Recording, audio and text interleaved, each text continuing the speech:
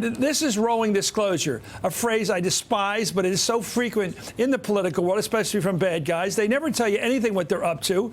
You have to dig it up, and when you dig it up, they say, oh, yeah, that was, and then they become helpful.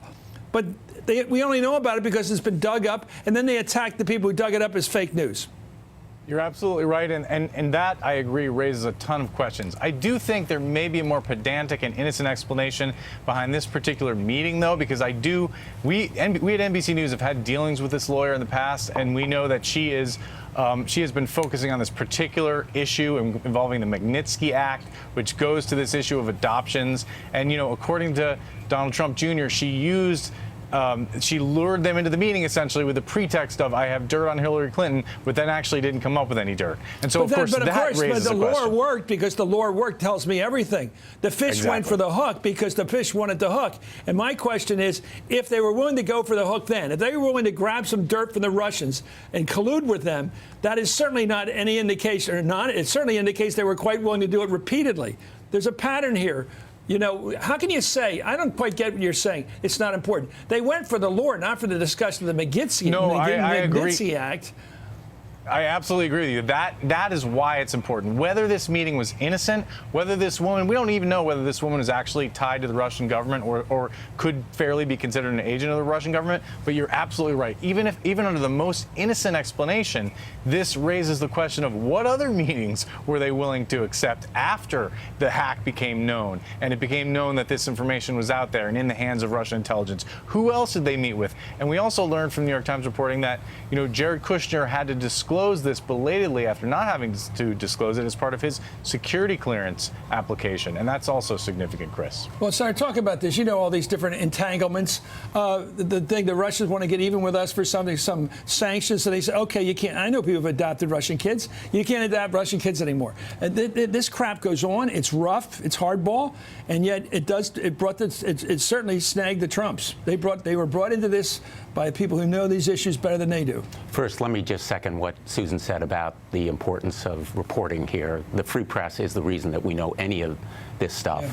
And that is really a very profoundly important point. Second, on the Russian interests here, Vladimir Putin has consistently wanted to lift sanctions, not only the Magnitsky sanctions, but also the Ukraine sanctions. Magnitsky is on the Russian kids. And Magnitsky... Oh, no, the sanctions that they used, they were fighting, yeah.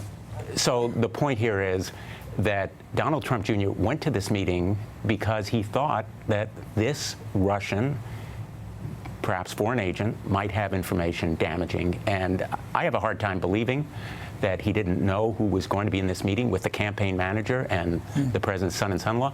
But I'm willing to bet that there were other meetings afterward, and I think that's where the reporting is going to go, about other meetings that occurred afterward, because what Donald Trump Jr. was saying in his signal was, we're disappointed you didn't have information, dirt on Hillary Clinton, but we are open to this kind of information, however you're We're ready to deal.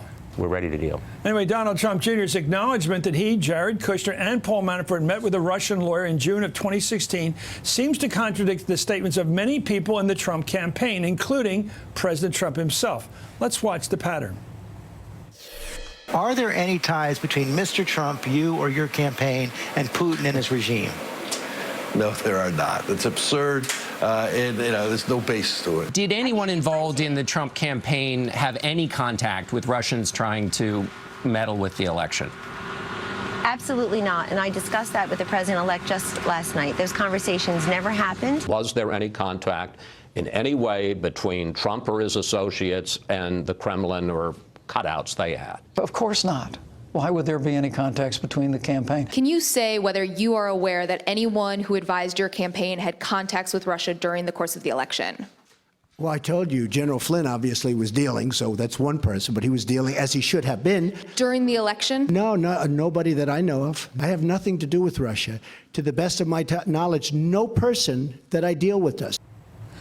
Ken, dealing. I haven't heard him use that word before. He was dealing, not chatting, but dealing. Well, what would you deal about? Sanctions, things like that. What else do you want to deal about? If it's what the senator was talking about. What's on the table? What's on the table is what we're doing to sanction them for their misbehavior. They want those sanctions to end. Yeah, that's just a stunning series of clips you just played there. I mean, Senator Blumenthal is a former prosecutor. He knows more about this than I do, but there's a thing called consciousness of guilt, right? When you're covering something up and you're not telling the truth about your conduct, it sort of suggests that you had something to hide here. Why do they keep denying meeting with Russians, and then we learn about more meetings with Russians? And what else don't we know, Chris? Well, that's my question to you, Senator, because I think I closed the show with it tonight, which is there's only two real, to me, obvious explanations for why Trump doesn't want to cooperate, why he's trashing Bob Mueller, why he's going after anybody like yourself who questions his Russian deal. He says he's afraid that one of his kids or in-laws or whatever, or somebody working for him like Manafort, was finagling a deal with the Russians about getting rid of the sanctions in exchange for friendly help during the campaign, or he did it himself. What other reason could he have not just say, okay, everybody in the room, I want any conversation I had with any Russian in the last year and a half, I want it all on the table right now. We're going to give it all to the prosecutor and get this over with right now because this thing's killing my presidency. There must be a motive for not doing that. Either he did it or he thinks some of his people did it. I've heard both theories. And consciousness of guilt is Somebody's very guilt, important here. Right. Somebody's guilt, and it may well be Donald Trump Jr., but without doubt, he faces, Donald Trump Jr., a ton of legal trouble. He's going